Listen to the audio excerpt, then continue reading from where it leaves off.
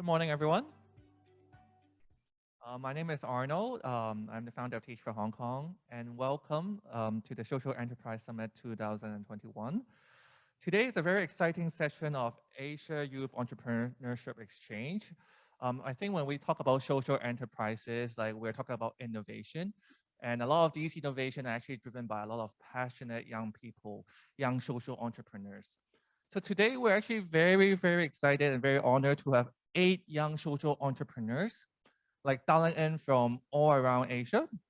And these 8 young social entrepreneurs all have their inspiring stories and inspiring organization, which we might not be able to cover all the details in this session, but they will also give each of their organization a brief background.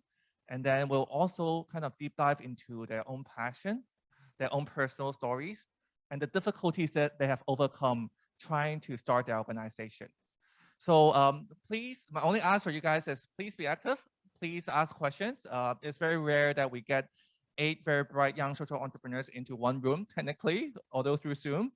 But it's going to be a very exciting session to hear their personal stories and personal struggles trying to start their organization. And I hope that will become an inspiration for all the aspiring social entrepreneurs in Hong Kong as well. So given the time is very short and we have 8 young social entrepreneurs and 8 stories to share, without further ado, may I invite our first young social entrepreneur, Raymond, who is the co-founder and CEO of Pharmacy Hong Kong. Hello, Raymond. Hello, Arnold. I just saw you yesterday again. It's good to see you guys. So, so do we have the slide right now? Yep, the slides is coming up. All right, thank you. So I make this chance to introduce myself. So I am Raymond, the co-founder and CEO of Pharmacy Hong Kong. So we are a urban farming technology company with a very clear social purpose. So we have been working on the data-driven farm, to reduce the carbon footprint and also minimize food waste. So next slide, please. All right. So what we're doing, because we are trying to address a very huge problem, not only in Hong Kong, but also a global urbanized city in the world, because we know 90% of the consumer vegetables in each city are not coming from local farms. And it means during the long-haul transportation, we have 70% of the nutrition loss, and more importantly, 40% of food waste because of the limited shelf life. And in supermarkets and wet market, all these retailers will transfer the food waste cost to the customer. It means that everyone in the urbanized city, they pay high costs for the food, but then at the same time, we have this kind of quality. So we have been thinking how we can use technology to address this problem. Next slide, please. So what we do is to develop a smart mobile farm like this. So one farm can actually grow and harvest on site in the supermarket. So everyone can grow what they want and harvest what they need. And it means that we save 99% of space and also 90% of water compared to the traditional agriculture, and then also reduce 7% of transportation. And then more importantly, when we grow on site, we can use no pesticides at all, and then to keep them very fresh and safe. And at the same time, we use the cloud-based system to control everything inside the growing environment. So compared to the chill shelf next to the mobile farm that you see here in supermarket, we use way less electricity and also water consumption on that. Next slide, please. So we already launched our mobile farm in some of the supermarkets in Hong Kong, 5 major brands. And then we are very proud that actually we already achieved some of the early wins. First of all, on the food waste, compared to the 40% norm in supermarket, we can achieve 8% to 10% food waste. So 30% safe already. And then during the pilot stage, we know that in our price and also the revenue, we can share up to 25% of the revenue for the same product category, and also the best performer among the same product level. But more importantly, which something that we are really excited, is that some supermarket brands, they really remove some of the imported brands after introducing us. So this is something that we really want to drive. 30 seconds left. So, okay. Next slide, please. So not only in the supermarket, but then we try to educate the new generation in doing schools, so that we do STEM education in all these kind of different kind of schools. And also, next slide, please. And also we do these kind of non-profit making project with the government, to make a K farm in Kennedy Town. And then we really want to push, the social education, social inclusion, and then educate more citizens to appreciate the local growth. So in the next stage, we will try to use our technology, next slide, please, to really expand with the schools, and then to really help them growing the stable and nutrition-rich vegetables, to engage the community, because each school has more space. Not only one mobile farm, they can grow more, and then the students can not only learn the STEM education and also sustainability, but also they can grow, be responsible for the community. They farm for community, so they can donate the plants that they want with a very stable supply to the community nearby. So this is something that not only we want to drive on the social impact on food waste and all others, but also we want to ensure people from different income levels can really ensure that they can have a nutrition intake in the future in Hong Kong and more different parts of the world. Thank you, Raymond. This is like Thank you. A startup pitch competition. It's like a I'm sure these young social entrepreneurs are very used to these kind of short, what we call like short elevator pitch, which thank you, Raymond, for sharing his story. Thank you. Now we move on to Hyunjin from Korea, who is the founder and CEO of AYEE South Korea. May I have Hyunjin, please? Hi, everybody. Can you hear me? Yes. All right, cool. So it's very nice to be here, although throughout Zoom, but I wish that I could be there at Hong Kong and to meet other young entrepreneurs myself. All right, and it's a very big honor for me to present my ideas to you guys. All right, so assuming that you can see my presentation well, as you can see, our company's name is Korean at Your Door, and it's short for CADE. Well, we call it CADE for short. You can see we mainly teach Korean, and our slogan is Education for All, which means that not only this education is for the students, but also for the tutors. So our mission, or our social mission, is to give jobs to the visually impaired people. And on the left side, you can see the picture of a visually impaired person in Korea. And we've studied that 90% of the visually impaired living in Korea has experienced mid-blindness during their 30s or 50s, which means that they weren't born with the disabilities from the beginning, but then they've gained the disabilities while their life.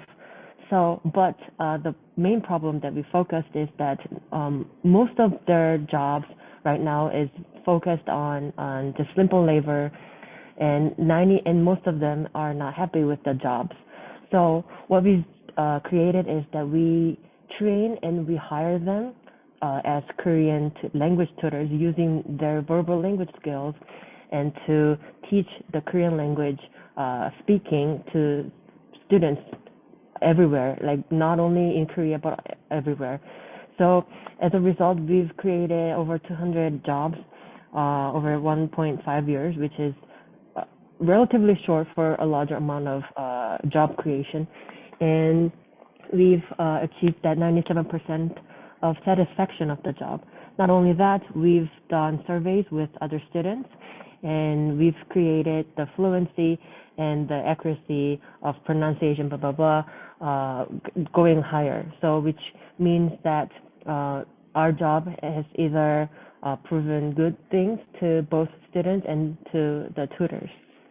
30 seconds. Sure. So you can just expect how the service works. So on the left side, we have tutors, and they use this device called Hansone in Korean. And we use the technology, and we also use our textbooks. And by that, we connect one-on-one with the students and the teachers. We have 90% of the students coming from China, and other 10% of other 3 countries here. And not only that, we have other big corporate clients as well. And we are happy to present our idea and to gain more students and to gain more acknowledgement from other countries and other people who are in need of getting new jobs. Thank you very much. Thank you so much, Yongjin. Now we have Pasawi from Thailand, who is the founder of Pork Charm from Thailand. Pasawi, your turn.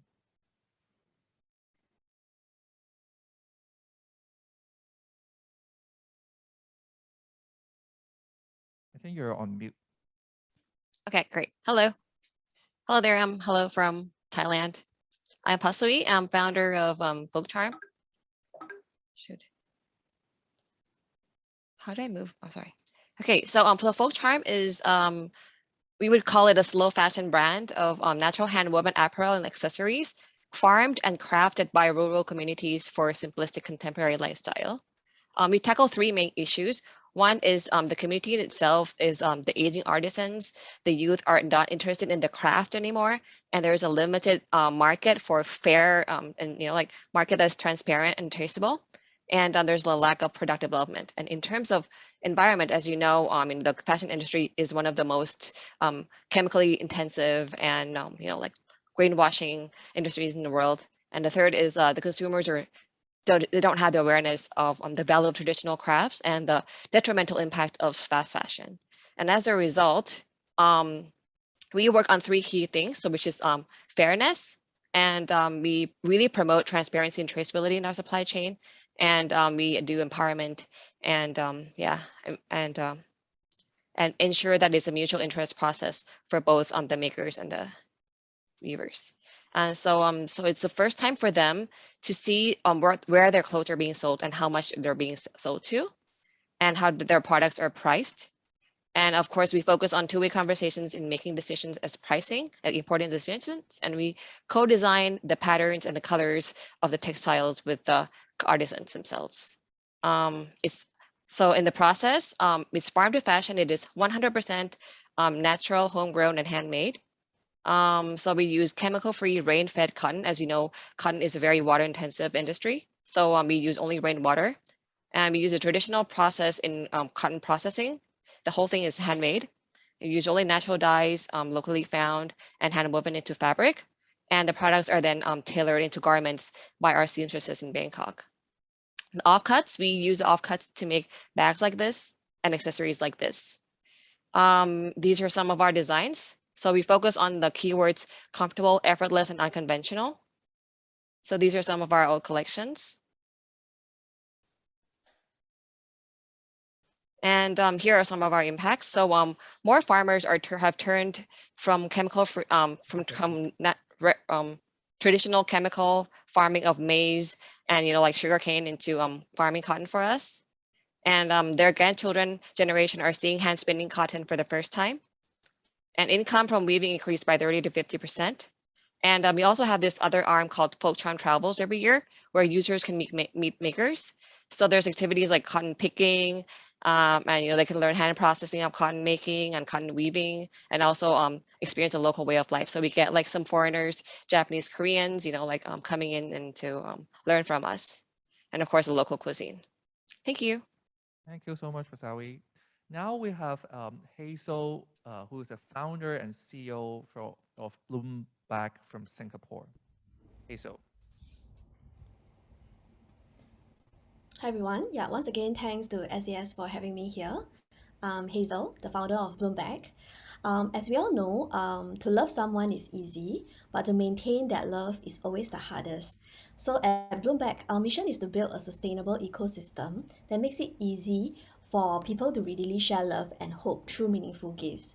So rather than seeing flowers and gifts as material items, we regard them as a powerful vehicle to spread love, kindness, and wellness to our community.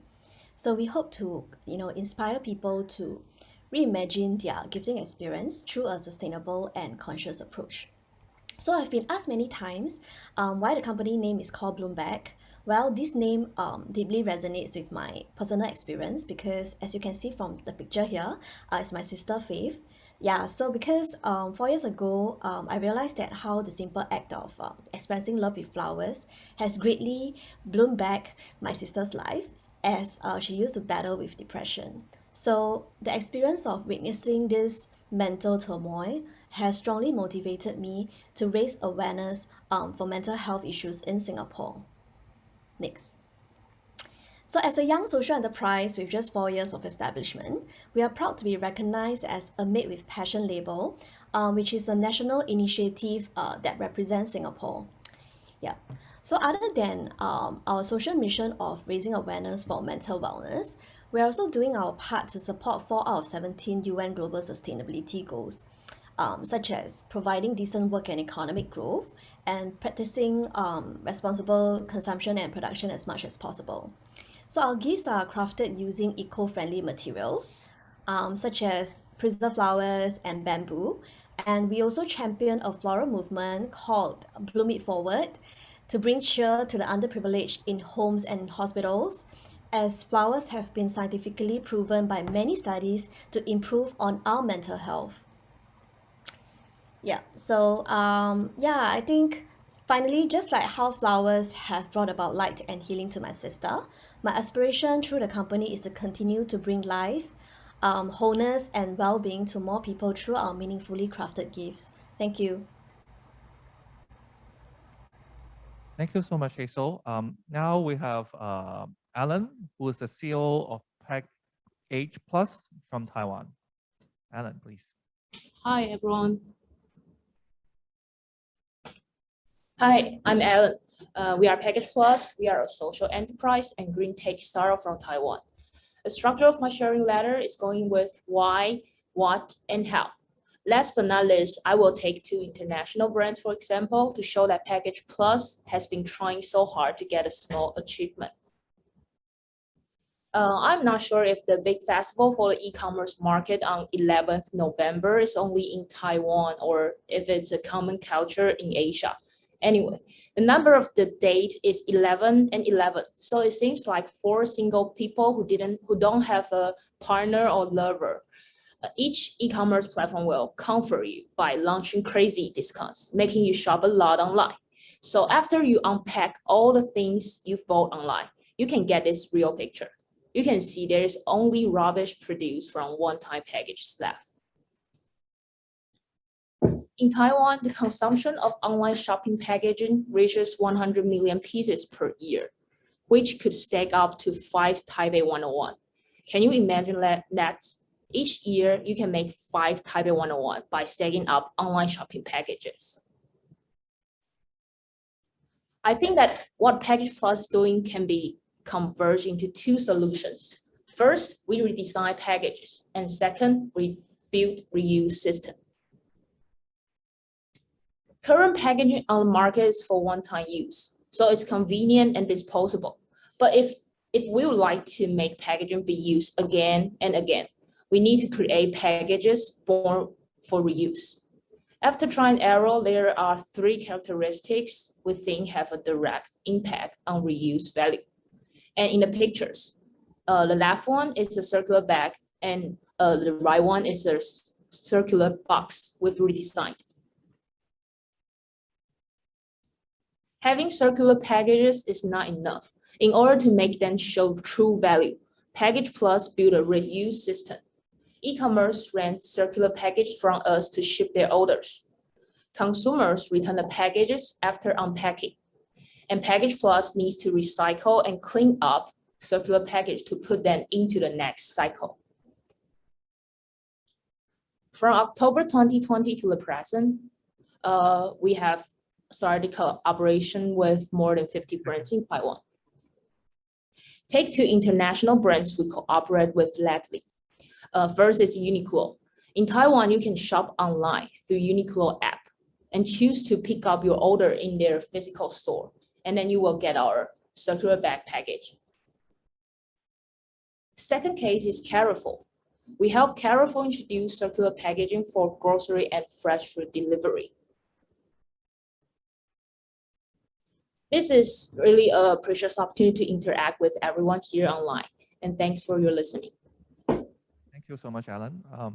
Now we have Patty, who is the CEO of Smart Air. Patty, please. Hello, can you all hear me? Can you hear me okay?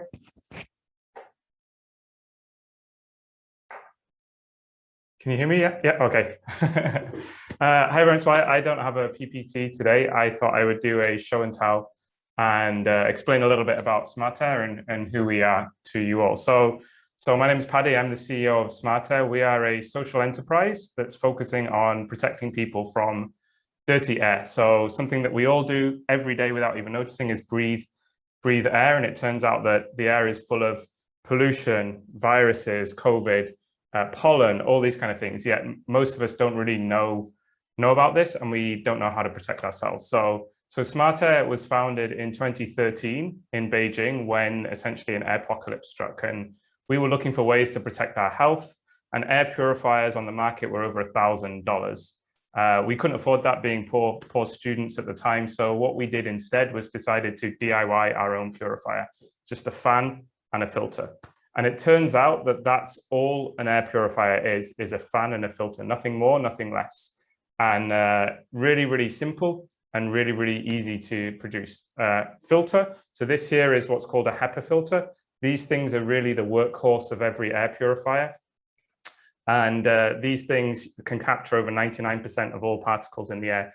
And you might think that, considering they're so good, that there's really expensive technology or some company has a patent on them. It turns out that these are actually, they were invented 80 years ago and nobody has a patent on them. So really, really simple. And we launched 7 years ago an air purifier that cost just $30. And since then, we've been disrupting and destroying the market, the air purifier market, to change how people breathe clean air. Since launching as a social enterprise, meaning we do two things. We do education. We provide information on how people can protect themselves, and we provide these really simple, low-cost air purifiers. Since launching, we've become China's 11th B Corp. We also now have offices in 7 countries around the world, including Thailand, Philippines, India, and we are now launching into the US and Europe as well. So I have here one of our air purifiers, which is called the Square. So this is a new purifier we launched not long ago. Essentially, all this is, believe it or not, is a fan and one of those HEPA filters I just showed you. Nothing more, nothing less. And we're really about making sure that this market is transparent and everyone can breathe clean air without spending, too much money on it. So that's my story, and that's Smart Air. And I really look forward to the discussions later on and sharing how we started social enterprise and how we think that social enterprise really is the way forward to change the world. Thanks, Patty. Now we have Ovi, who is the co-founder and CEO of Rubrics from Indonesia. Ovi, please.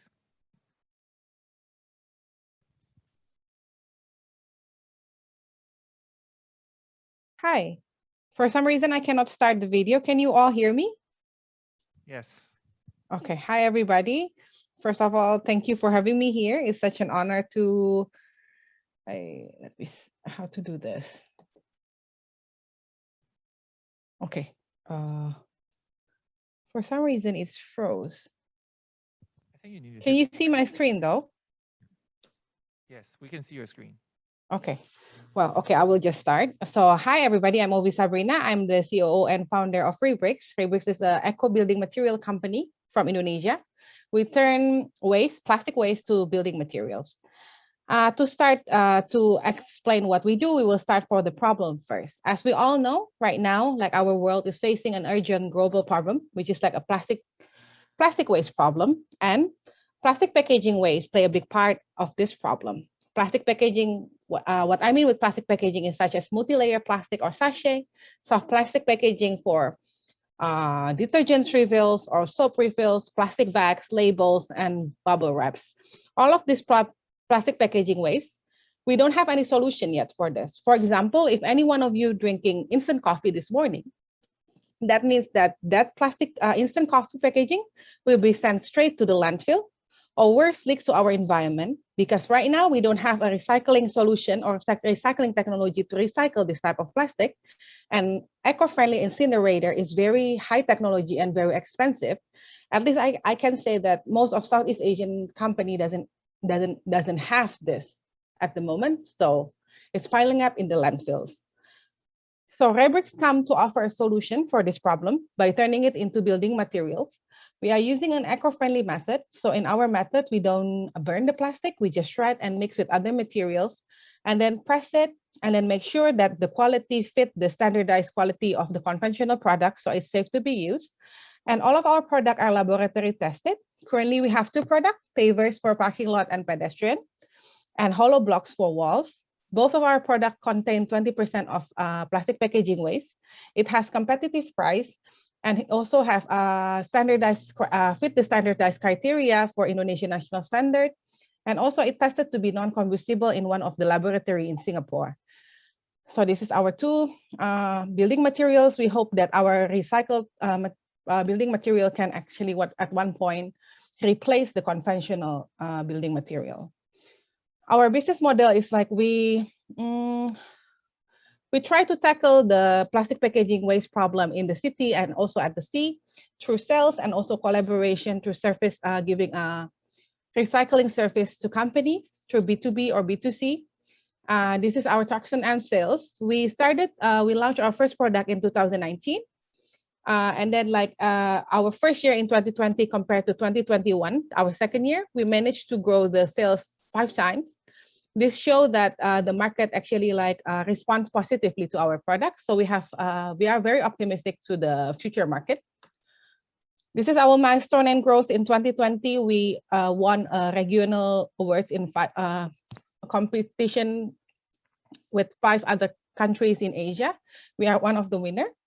Compared to 2020, in 2021, we work with more companies, architecture company, one of the biggest developer in Indonesia also. And we collaborate with multinational companies such as Astra, Indofood, and Chandra Asri Petrochemical. And apart from that, also we gain media attention nationally and internationally. We also have partnership with several others, company and startup in the same business as we do. So this is our tagline and also our vision. So let's collaborate to cleaner ocean and greener cities together, one brick at a time with Rebrix. This is our team. I'm Ovi Sabrina. Thank you for your time. Thank you so much, Ovi. Last but definitely not the least, we have Roy, who is the co-founder of #MentalHealthPH Philippines. Roy. Hi. Good morning, everyone. Good morning from the Philippines. Hi, I'm Roy Dahil. I'm one of the co-founders of #MentalPH and a mental health advocate from the Philippines. MentalPH was founded in 2016 when mental health law is not yet being passed and mental health was not being talked about as much. We felt the need to connect and create safe spaces for us youth and every Filipino to talk about mental health. It is not only imperative, but also life-saving. So we created #MentalPH, which is a mental health organization that maximizes social media and digital technology to promote and protect mental health. One of our campaigns is #UsapTayo. It regularly happens every 10, 20s, and 30s of the months or days of the months that ends with 0.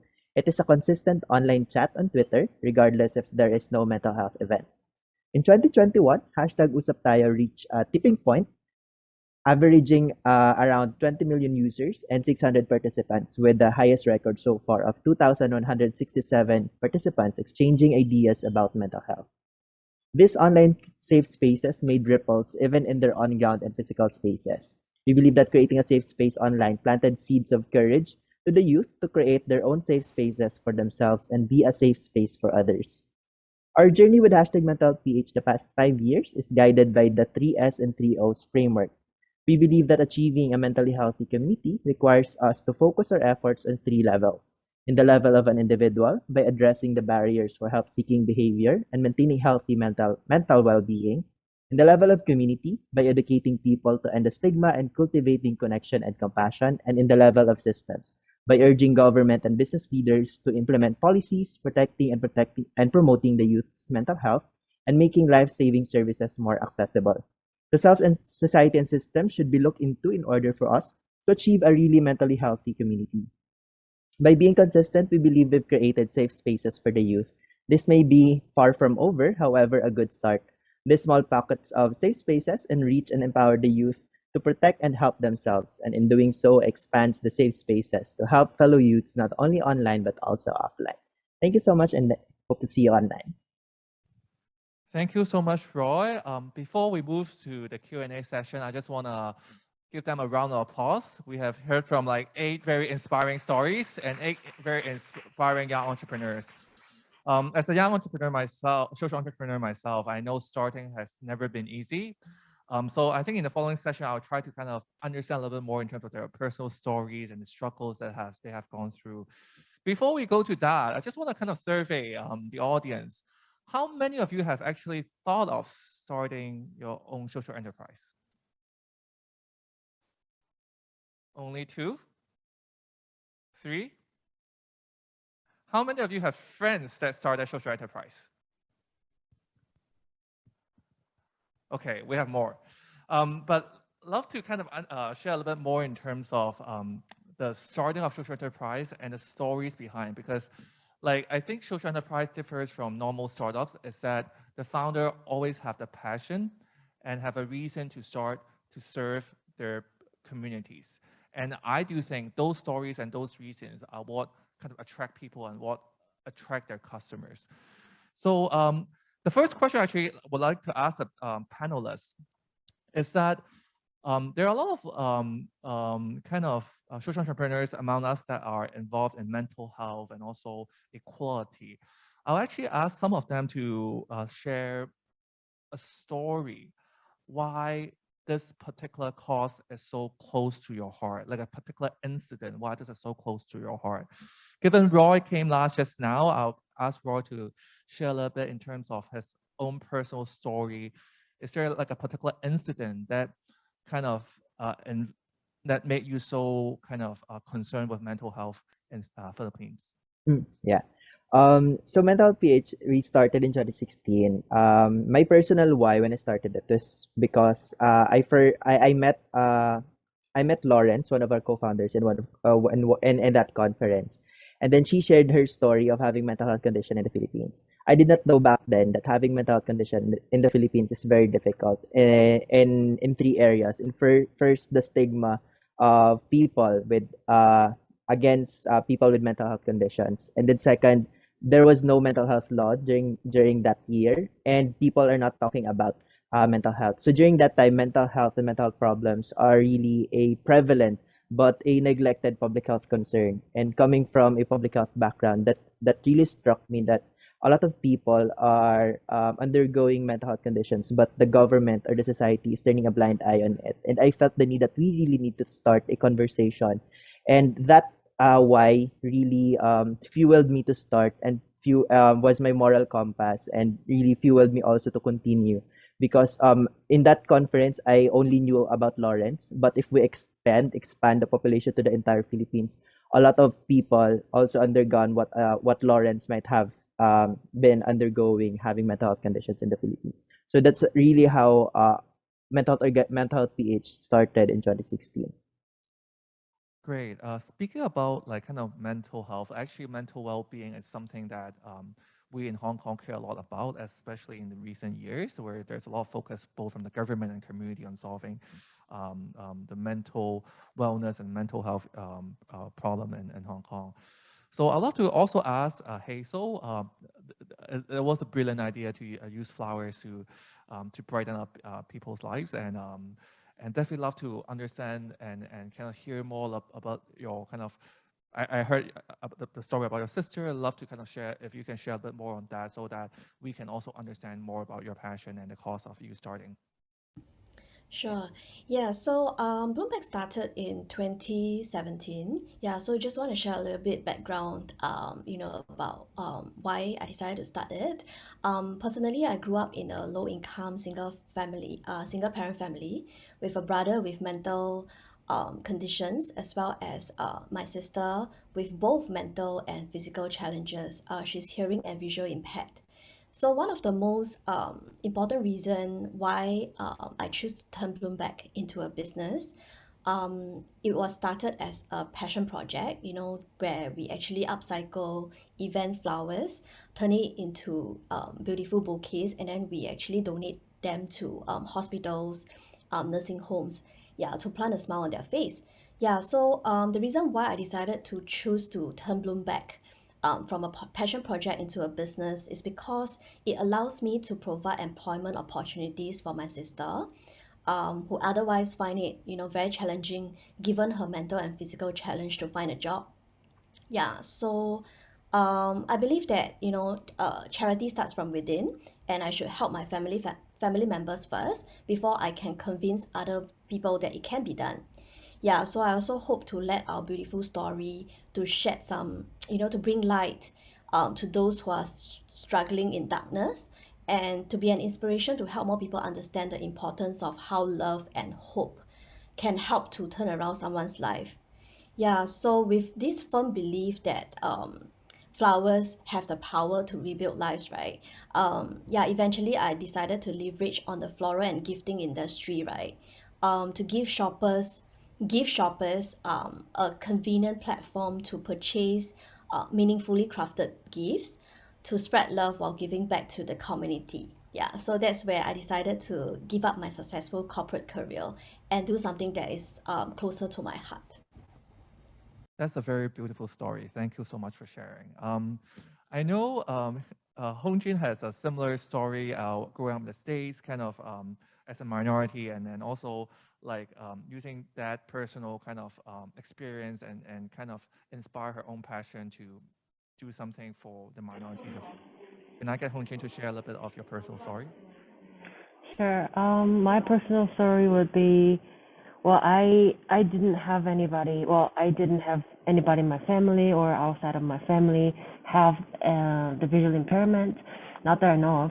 And also, I wasn't majoring in education or anything, but personally, I was born with this skin condition. It's called atopy. It's called in Korean. It's kind of an eczema, but it's all over your body. Right now, I'm all like fully recovered from it, but I was suffering from that my entire life. It was very harsh. I couldn't even turn my neck because of that, and so one of the things that I would hear mostly through the day would be a random stranger saying that, oh, you look very, you know, sick, or you shouldn't do anything because you're sick, because you have this problem. But then I personally thought to myself, I mean, like, I can do more than what I look, you know, like I have capability, even though I have some kind of disabilities outside of my body. So I wanted to do something to get over this problem.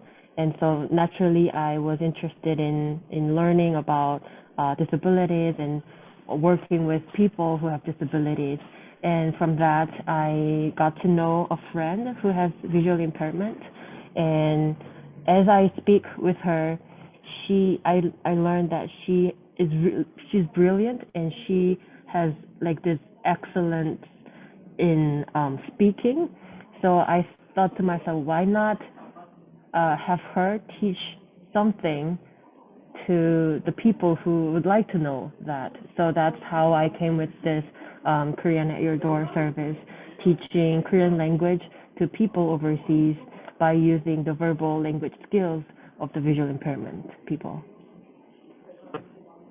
Great. Thank you, Hong Jin, for sharing the personal stories. And like, these are the founder stories that I think are the most attractive and most touching to a lot of consumers and a lot of supporters of these social enterprises.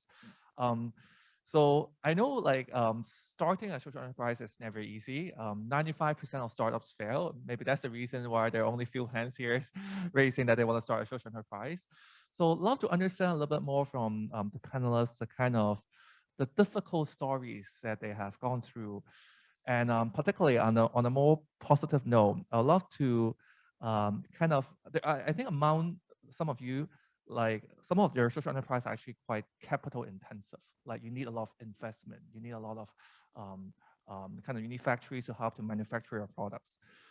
So I'd love to understand one story, probably start with Patty, like one story that, or one incident that you finally realize that, okay, smart air is gonna be alive. Smart air is not just gonna be an idea. It's gonna be an actual social enterprise and an actual business that people will buy.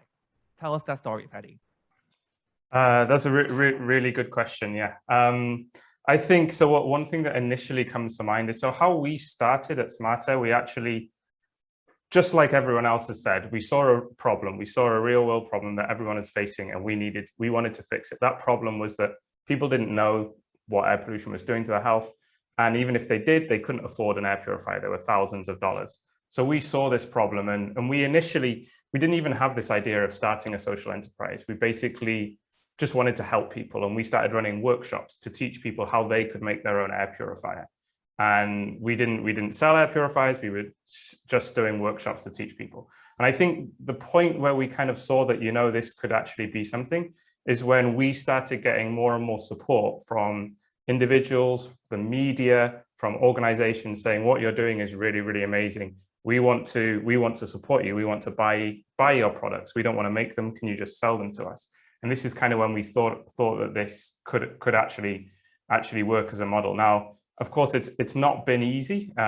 Starting, like you say, starting a social enterprise or any startup is not easy. But I think actually, for everyone listening, I think actually starting a social enterprise is probably easier than starting your traditional commercial company, because you have society at the core of what you're doing, because you're helping and improving society. The amount of support that you can get is much, much more. If you're a traditional company, you can try and go out and find investors. That's pretty much it. If you're a social enterprise, you can get grants from governments, from organizations. You can do fundraisers. You can get donations. You can do all sorts of things. And there's much, much more support, I believe, for social enterprises. So that's kind of when we've done things like this. We've done a Kickstarter crowdfunder. We've got grants from the US Embassy.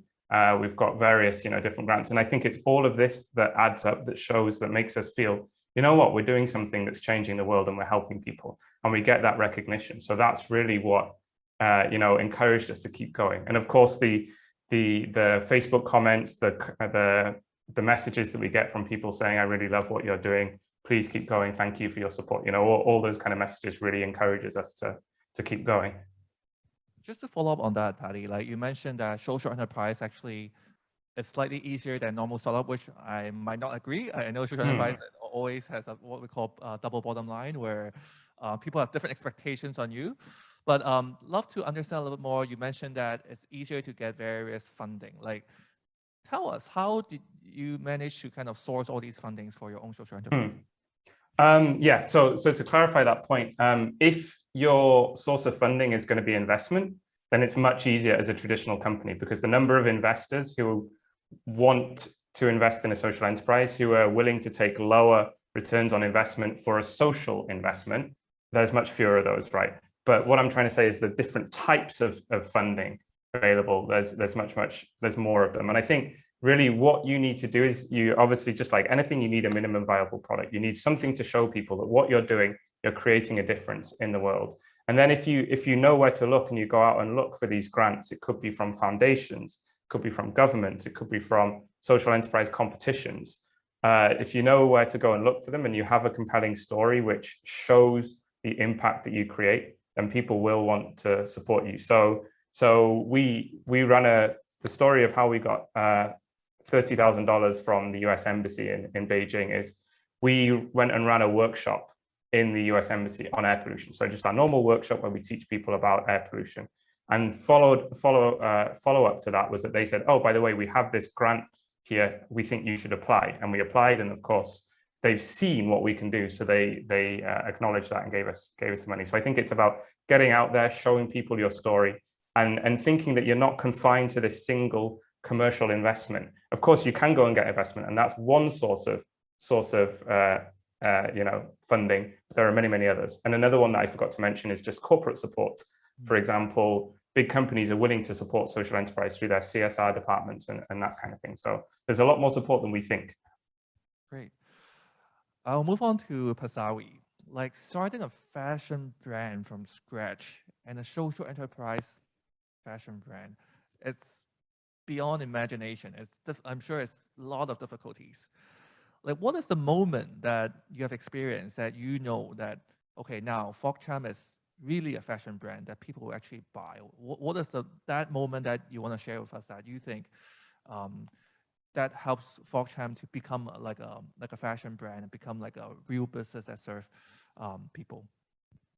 Well, yeah, yeah. So the reason I started this was not because I wanted to start a fashion brand. The reason was because I saw that there was no transparency in the fashion industry, very little, and especially because I'm very into crafts and I'm from the city. I'm a very city girl, but I fell in love with the rural life, and I felt like I wanted to communicate that to people also in the cities. And that was my starting point. And you know, there are lots of great traditional crafts, but they're not there isn't much product development where it could become something that's, you know, like usable for actual people in the city. So so that's my starting point. I started with literally no knowledge in business, literally no knowledge in fashion. My background is in rural development planning. So it was very tough. Like pretty much everything I did was tough. But it was a point where yeah, once we started to create products and people actually like it and people actually buy it, and then and it started from there. It started from there where I felt like there is big potential in this, and there is ability for us to do a lot of things other than just selling products. So yeah, so that's where it started. Tell us a customer feedback that really motivated you. Well, I think it's both. It's not really about how we are supporting communities, is what I wanted to hear. What I wanted to hear more was like, they really like my products and they use it so often and they like to go out with it. And when they wear it, people compliment them. That's the stuff that I wanted to hear, you know, like, because I think you have to go across the fact that you're supporting communities, because you know, that's where the trap is. That's a difference between an NGO and a social enterprise, is that you tend to do a lot of things and you try to promote to people how, you know, like how you're supporting communities and you're empowering communities, but at the end of the day, you have to create products that users want to buy. So yeah, so the motivation was that, yeah, like, I love your product, is the fabric is really soft, you know, like I feel great when I wear it and my friends compliment me, and especially when a lot of our customers are also other social entrepreneurs, so they would wear our clothes when they are on panels and things like that. So, and they would get compliments and they would have a conversation to start. So that's what gets me going. Cool. Thanks so much. Sorry. The next question I have is for Ovi. So, like, Rubrik's model is actually quite logistic heavy. Like a lot of planning, a lot of parties, a lot of stakeholders need to be involved. Like, it's amazing to see how you kind of hit the ground running and start up the whole thing and making sure that every part of the kind of value chain is aligned. So tell us, how do you manage to kind of get all these kind of different parts of your or logistics of your kind of organization up and running?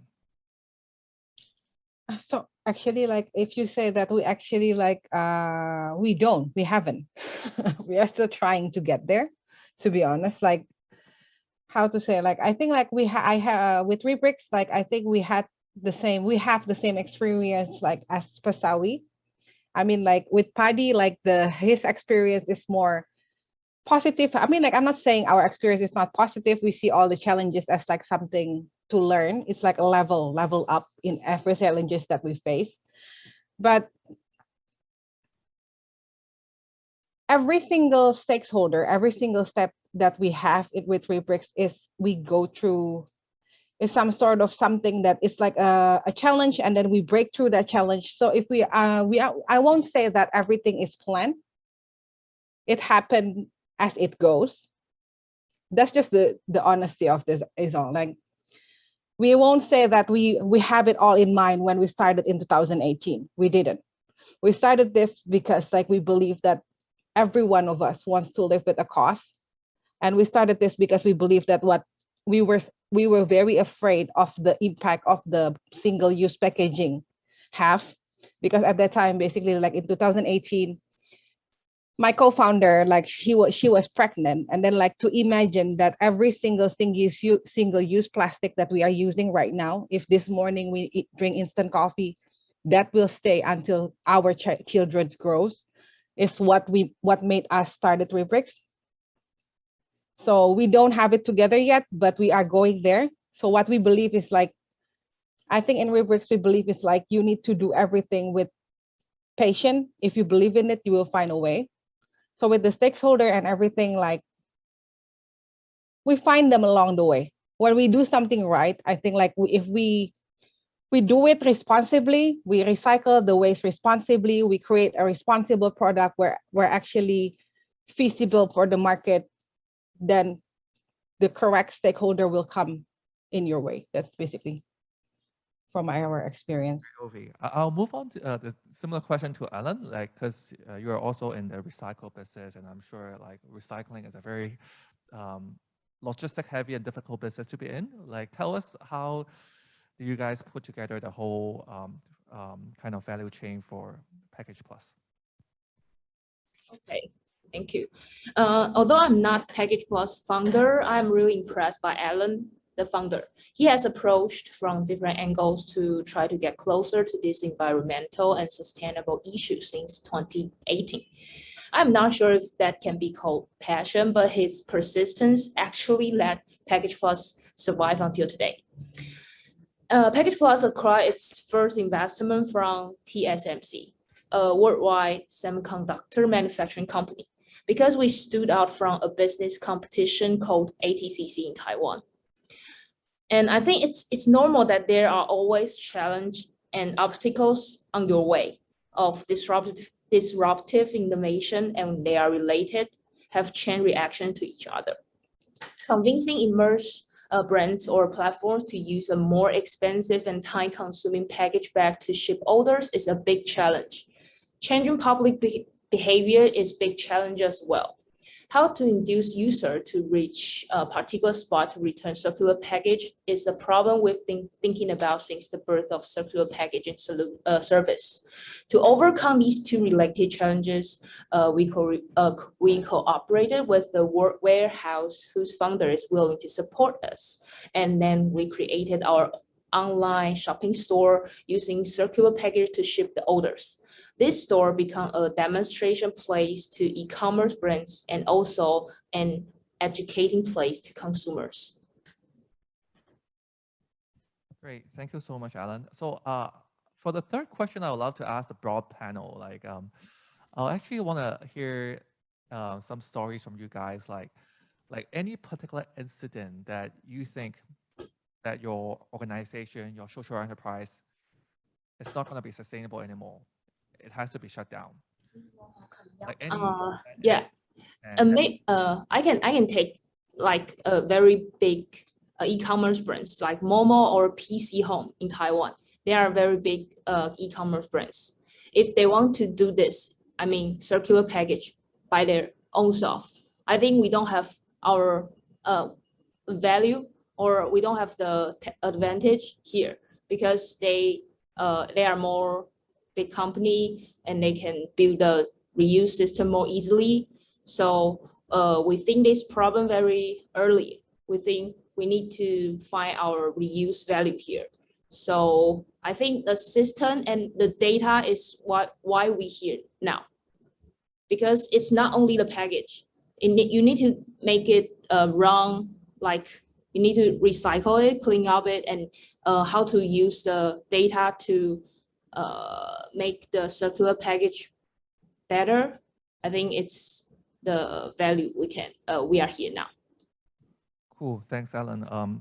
The same question for other panelists. Feel free to chime in. Like, tell us your biggest challenge that you have encountered, and any incident that you think your social enterprise is going to be shut down and you're about to give up, and how did you overcome them? We would love to hear how you guys like kind of overcome those like very difficult moments of your entrepreneurship journey. Patty, do you want to go? Yeah, I think definitely in the early days, it was a constant thing on our mind. I've just told you all how simple an air purifier is, right? It's a fan and a filter, and there's no high tech in it. So constantly at the beginning of this journey, we were thinking, well, what if company XYZ just comes along with a cheap air purifier because they're really simple and just wipe us out, you know, that they've got more money, they've got the marketing, just like we heard say about, you know, the big supermarkets in Taiwan. It's a similar situation. So we were thinking, well, if one of these companies just comes along and just comes out with a cheap air purifier, then we're out. And that actually did happen. And we think that we actually brought the price of air purifiers down within the industry by showing people that they don't need to cost so much. So that definitely affected us. And we were thinking, okay, this is it, we're over. But I think essentially what got us through that is we stuck to our beliefs and our core mission and vision, which is to help people. And what we've seen time and time again is if we stick to that and we end up helping people and society will reward us. So even though maybe another purifier, a big purifier company, has a purifier that's the same price as us, people will still support us, people will still buy us.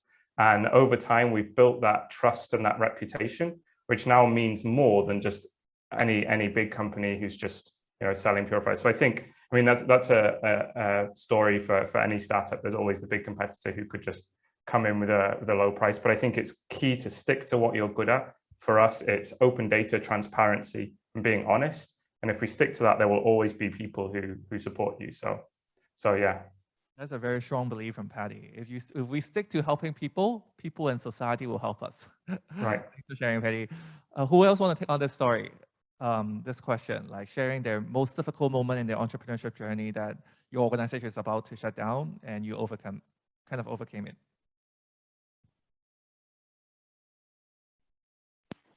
I can go.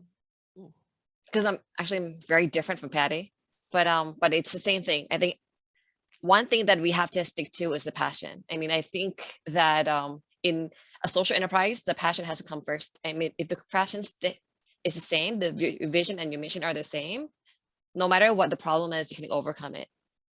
Yeah, so I think that's the key. For us, we work with the biggest challenge I faced was with the community. So when I started to work with the community, for anyone who wants to work with communities, you really have to understand the community dynamics if you are an outsider.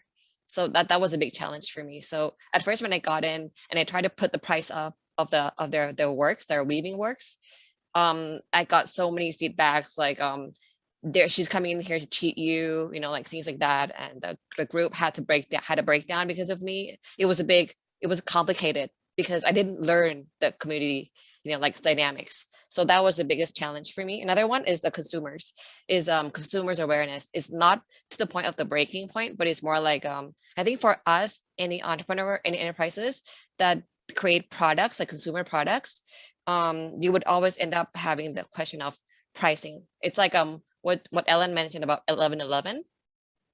Everyone puts their price down. It's super cheap, especially clothes. Like you can buy clothes for $1. And our clothes start from like, you know, let's say $100. So it's like, you know what I mean? So it's like, it's really hard to create awareness with consumers as well. So, but I think the key word here is if your passion is clear, there's always going to be a way. Cool. Let's Can I also, yeah, Roy, go ahead. Yeah, can I also add, on our experience doing mental health advocacy in the Philippines, when we started it, we really want that a lot of people will be doing mental health advocacies or will start the conversation about mental health.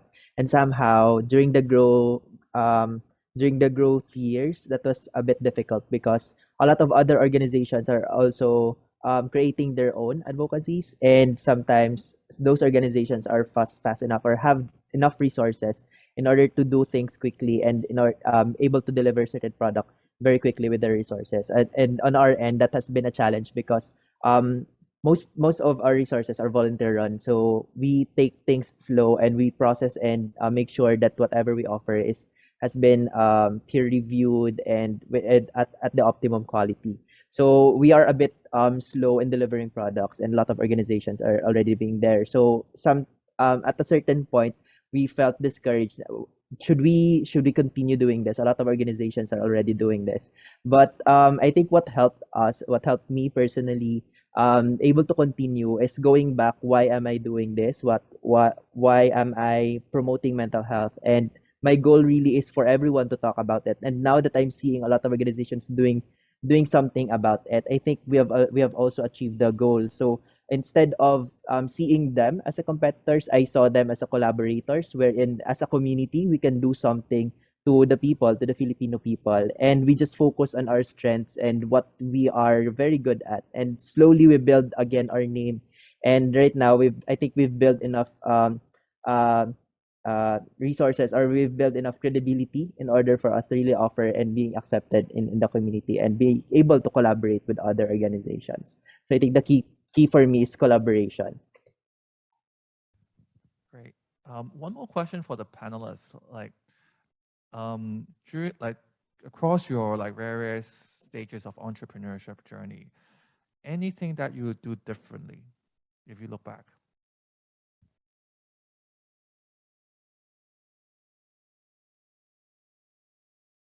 I see people shaking hands, meaning that they're very committed to their entrepreneurship journey. No regrets? If I may say, if I may say, sorry, we don't, I won't change anything. It's not saying that we did everything correctly, but we are here at this position in this situation. It's because all of that journey we went through. So me personally with Rubrics, I think I can also say this for my co-founder, every journey we did, that's what made us here, So yeah, nothing. I think I won't change anything. Thank you. One last question before I open up the floor. That's more because I see from the audience here also some young people who might be aspiring young entrepreneurs. I remember Hazel and Hongjin's background both have various more corporate or big or international NGO kind of careers.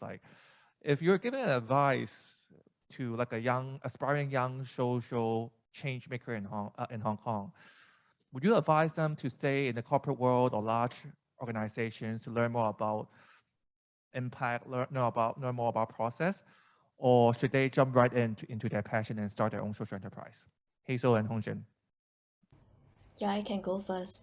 I think for me, ultimately, I would like to encourage, these aspiring young social entrepreneurs to introspect, take time to really listen to your inner voice, to find out what ignites your soul, what are you really passionate about, find out what you are good at as well, like what Patty have mentioned just now, who you want to be. So I think along the way there will be, a lot of voices who may discourage you, saying that, oh no, don't do it, it's too difficult and things like that. But like what Pastor Ree just mentioned just now, as long as we have a strong passion, when purpose, passion, and strengths are all aligned, I think we'll be able to lead us to achieve greatness. Yeah, so just my advice. Thank you. Just to ask a little bit further on that, how do you think your corporate career help or not help your social enterprise career? Yeah, I think it has paved the way for me to learn crucial skills, be it hard skills or soft skills. I think when it comes to starting your own business, the most important skill is people, because end of the day, you are really dealing with people day in and out. Yeah, so I think managing people, I think what benefits me the most to be in a corporate, industry for all these years, from in the government sectors to with the airlines, in the service industry, to doing sales. Yeah, I think it's being in the people industry all this while have made me, be kind of good at, how to deal with people. And right now that I'm managing my own team and I have to, talk to all the, from supply chains all to our stakeholders, to our customers. Yeah, so I think it has benefited me a lot on all these skills that paved the way for me to start my own company. Yeah. Thanks for sharing. Hongjin, I know that you interned at UNESCO World Vision, very, very large professional nonprofits. You're doing great impact. How would you advise people to choose between a very successful nonprofit career or impactful career versus like starting your own social enterprise? I would say, even though I have that almost to the NGO part of background of me, I think whatever you do, I mean, whatever you experience throughout your life, I think at the end you will ultimately, most likely to do things that you want to do, like either the social impact thing or the other. I think it's no matter what you've experienced, but no matter it's more to what is in your heart, I think. Does that make sense? I'm sorry if I didn't. Yep. Okay. Well, because in my company we have this mission, like individual mission, which is you keep your heart warm, but your brain or your head very cold, which means that you keep what drives you to your heart, but then when you are actually working with it, when you're actually at your desk, you need that skill. You need that particular skills to move this thing to the next level. So I think having that kind of experience is very important too as well. But at the end, you will eventually gonna do something that you've always wanted to do, either very non-profit or profit. Yeah. Thanks so much, Hongjin. Let's open up the floor for the audience to ask questions to our 8 amazing panelists. Can we start? Please introduce your name and ask your question. Thank you all for your insights. That's really amazing. And I'm Monique. I'm usually based in the UK as a management consultant. I think just to build on Arnold's point regarding double bottom line, I think this question is going to be really practical in terms of, so how are you going to pay your staff? Like, are you going to pay them at a level that is compatible, to what the market would be expected? Or is it because you guys are running a social enterprise, or you guys are running a business with a big heart, so people would need to be paid less? I just want to see how you're balancing that. Thank you. I like that question, but I actually would like to frame it more on the whole compensation part, not just for the founder, but also for the team, because talent is also is a big headache for a lot of founders. Anyone wants to take that? Like, how do you compensate your team? Ready? That's a really good question, and I think it's a problem that every social enterprise faces. And I'll be completely honest, and people join Smarter because of the mission, and that's one of the key reasons. And so we're a social enterprise, and that means we should be doing good for society in general, and that also includes our employees, right? But as you know at the start, if you haven't got funding and there aren't as many investors, then it's difficult. And we've definitely seen that that we seem to attract people who are more interested in the social mission as opposed to having high salaries. And I think that's completely fine. There are people who are, for whatever reason, they want to earn more money, so they go to those companies, those big startups that have unicorns, whatever. But then there are those people who are more passionate about creating difference, and that's who we attract at Smarter. And I think ultimately that actually makes us stronger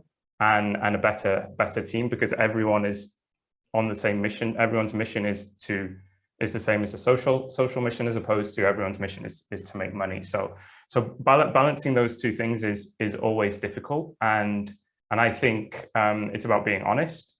I mean, I don't think it's a bad thing that maybe you can't pay as much as Alibaba or another startup. That's normal, right? We don't have the same kinds of investments, but we're doing a different kind of change, and people get other benefits and other values. They wake up every morning knowing that they've made a difference in the world. They get to see people's responses to what they've done. We provide other perks. We try and stick to 7-hour working days. We give people time to volunteer during every month. So there's other things that we can do, which arguably some people find more important. So I think you're essentially trying to attract a different kind of person And I think that's completely fine. So I wouldn't feel bad about it. So we can pay our employees cheaply, for sure. I mean, I'll just add to that definitely when we started, we didn't have investment, so we couldn't take huge salaries. But as we've grown, obviously paying people more that's part of our mission, right? And we want to make sure that we can do that. So we've as the company's grown. A little further, like what would be a typical discount and compensation from market rate to a social enterprise, you guys would think? Like in terms of compensation for employees. You mean the discrepancy between the two? How much % of discount usually? So if you were to say Smarter, like straight up, I would say we probably offer 10 to 20% lower than maybe what a big startup would offer, but the working hours are 10 to 20% lower. So if you calculate on an hourly rate, the amount that you get paid more at Smarter, which is interesting. And the perks, here are higher, but that's probably what I would say. Interesting. I don't know if it's true for everyone else. Anyone else want to take this question? Okay. I know we have another question from the audience.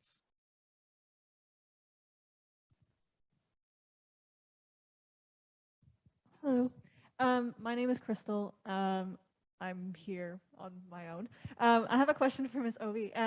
You mentioned that the bricks and construction materials are made with, are up to industry standard, and is that like rounded, including like structure strength, safety, and durability, maintenance, and all that stuff? And the following question applies for Ms. Pasawi as well.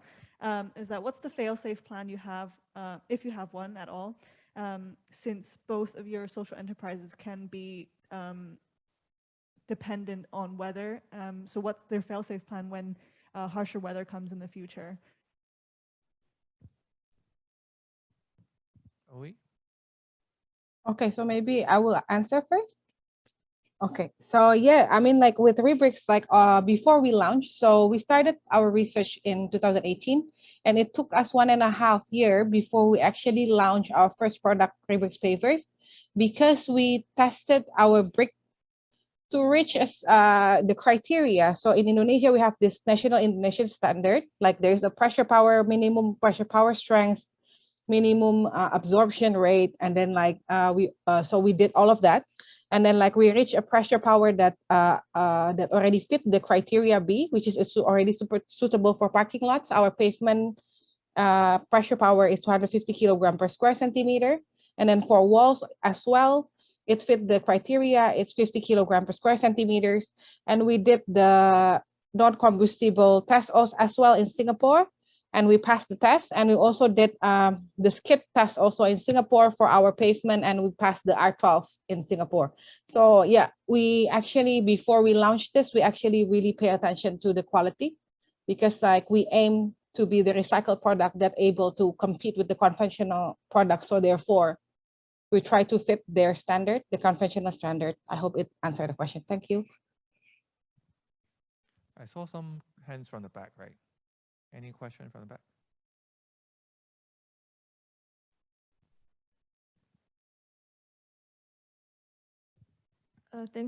Thanks for your sharing. My name is Bella, a university student, and I am curious how could you reach your first group of customers? I think several of our panelists can also touch upon that. Like getting your first group of customers is always very difficult. Usually, like in traditional startup world, like investors or customers are usually 3 F's, like families, friends, and fools. So are your first customers families, friends, and fools as well? Anyone wants to take that? Maybe I could share like our experience with Rubrics with this question, if I may. So with Rubrics, like our first customer wasn't family, friends, or yeah. So basically with Rubrics, like at the beginning, we thought our first market would be government. So we approached government agencies a lot, because like we thought like, okay, maybe government is, but actually like in my country, what we learn is like, we need to go from grassroots, from down, from the direct user, and then like the companies, and then maybe the government will see us and use us.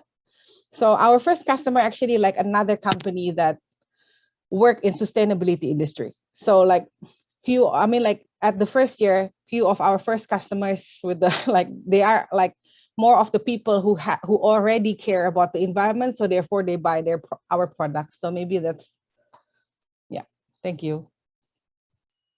I think I can add another F on that. So from my experience, my F would be free. So we first gave our services for free to schools, and then slowly, when the schools and other organizations saw also the need to really talk about mental health and to also organize these kinds of events, that's when we get traction and funding from other institutions and government, as most especially. So I think that's how we grew in number. So like Roy is mentioning that it's sometimes useful to offer a service for free just to get your first customer. But I'd love to kind of push the envelope a little bit further for Roy. When did you and how did you get your first paying customer? I think we had our first paying customer when we already when the government somehow saw the need and realized our expertise on this field. So after having that kind of partner, we were seen internationally, and then we already get funders from social media organizations and other international organizations. So yeah, I think it's being consistent and being seen with the quality of your work.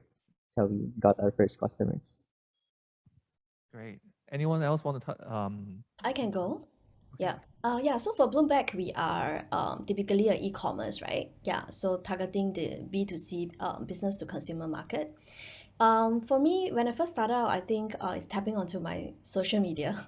Yeah. So really just being very diligent, disciplined to post anything and everything at all,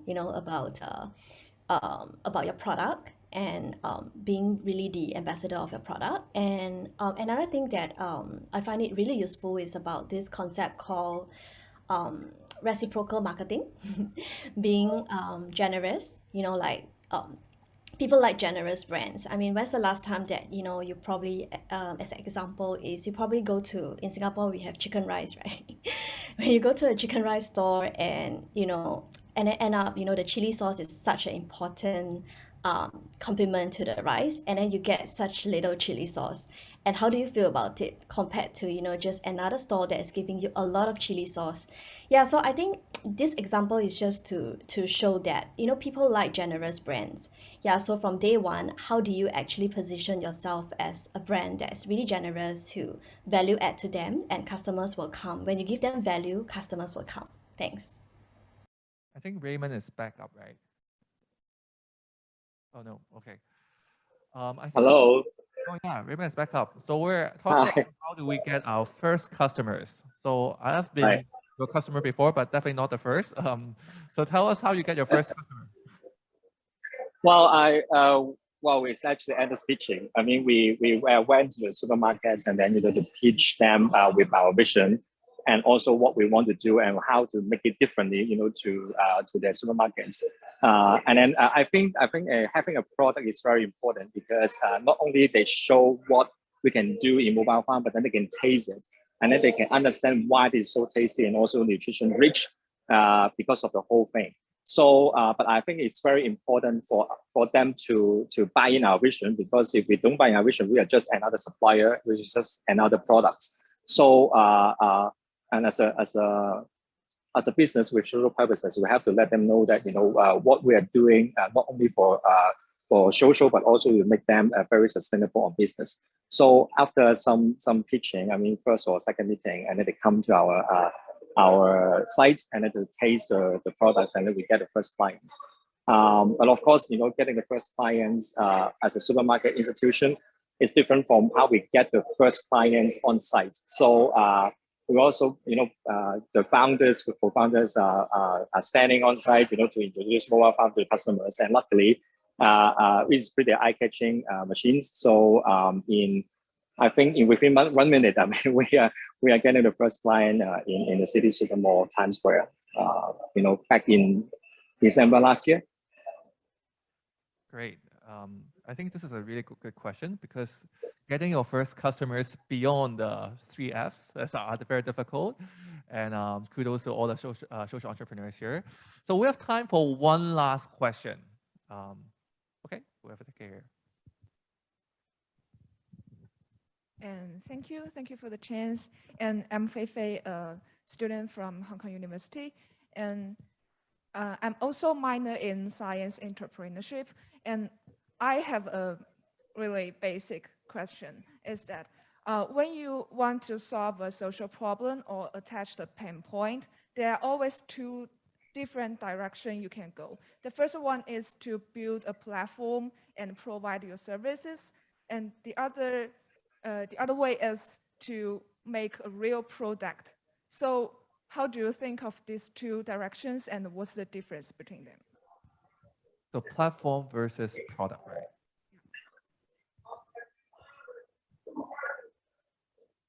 I think I can go. Yeah, for Bloomberg, we started as a platform first because it started as a flower movement where we want to upcycle, event flowers, bringing together florists, wedding planners, who actually are very glued to what we are doing, passionate about, upcycling these flowers to hospitals, to homes.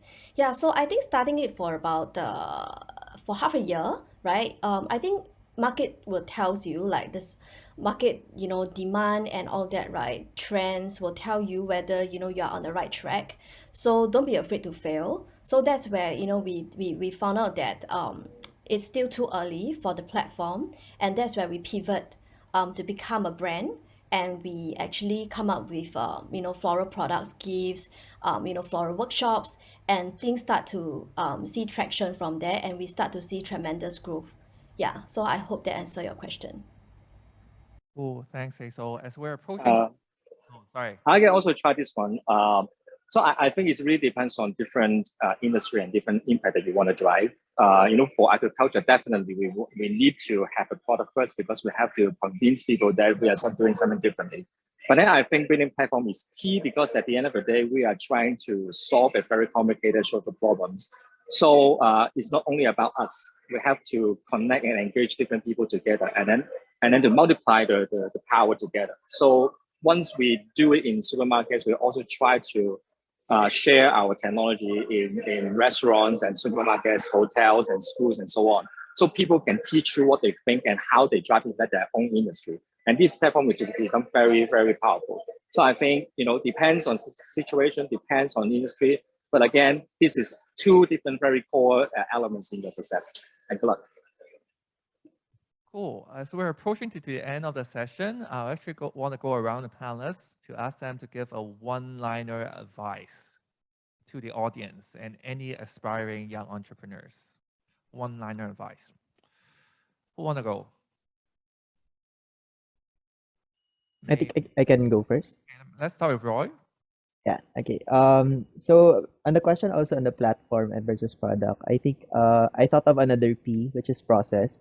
In Mental PH, what really helped us is to really have that defined process of whenever we want to think of a solution, we have to consider first our customers, our community, and design it with them. So we are not just developing platforms or products out of our own, with what we think is a good intervention, but we have to design it and tailor fit it with them. So what we fixed first is the process. How are we going to get that solution from them? So I hope maybe when you are also wanted to do a explore social entrepreneurship, you have to also figure or find a good process in order for you to put the community at the front and center of whatever you are doing.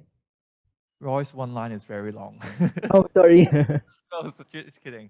Hyunjin? Yeah, I was thinking what one-liner I should give, but I ended up having two, if it's okay. Go ahead. First of all, I wanted to say that, being a social entrepreneur, not only having to satisfy the market side, but also solving the social problem is very, doing two things at a time, it's very difficult, as you can already get. So I just wanted to say,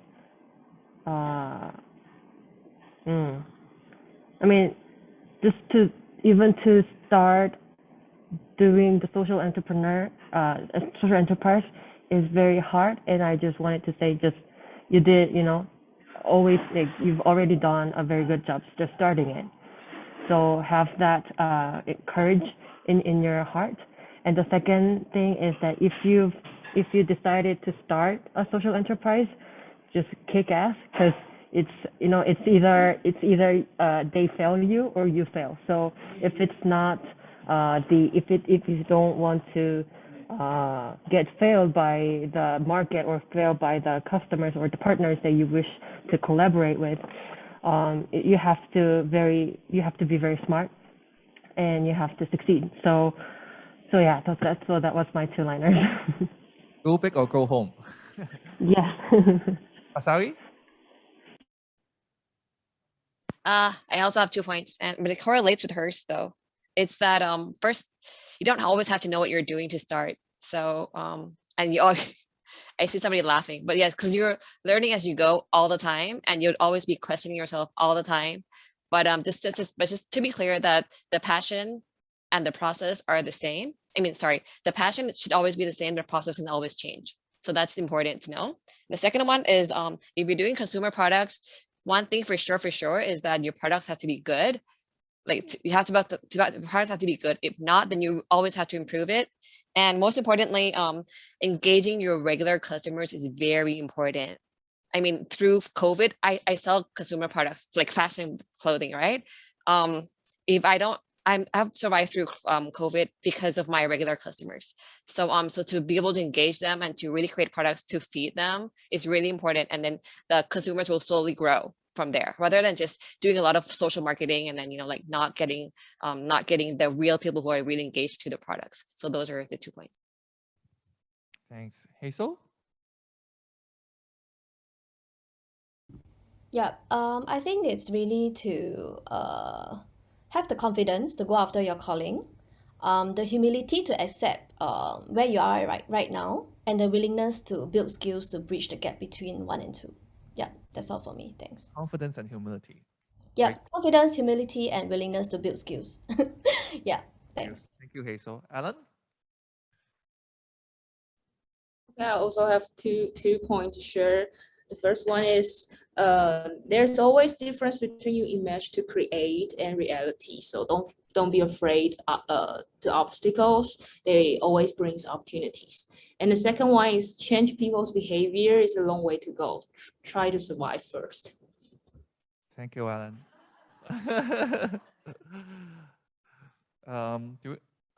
Raymond, you want to go?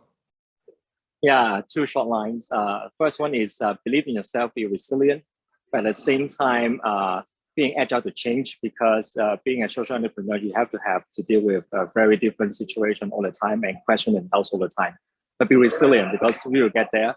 And at the same time, when we do this, social change, we have to share and empower people so that people can empower you as well. Great, thanks, Raymond. Patty? Yeah, I think, to be perfectly honest, social enterprise is the way forwards. Companies, traditional commercial companies, they are archaic, they're kind of dying, and with the youth of today, people much more interested in the environment, social change. Social enterprise is the model that's going to change the world and solve our problems. So I just want to say that everyone who's running a social enterprise, everyone else here today, everyone who's thinking about doing it, go do it, go kick some ass, go make a difference in the world. Use this model, use a business as a force for good to really drive change in the world and actually help people, as opposed to just doing what most companies out there do and care only about themselves. So go for it. Ovi? I think like everybody already mentioned like all the things I want to mention, but I think that the last thing that I would like to share in Rubrics is like, because we are social enterprises, we are doing something for our cause. We are just not doing business, but we are doing something for something good. So in our experience, it's like, it's okay to be idealistic in social enterprises. Keep on asking yourself whether your solution is really a solution or not, because like that's what make us thrive. Because if our solution is just a gimmick, it won't actually thrive. So go for it. One Thank you. quality I also observe is definitely breaking boundaries. I asked for one line and I often got 2 lines and a paragraphs. So breaking boundaries is also a very strong, a very important quality of entrepreneurs. But you guys, obviously, we're very fortunate to have 8 really, really great panelists. Let's give them another round of applause. Really inspired by their passion. And I have only 2 asks for the audience. A, check out their product, buy if you can. And B, connect with them if you feel passionate about their cause as well.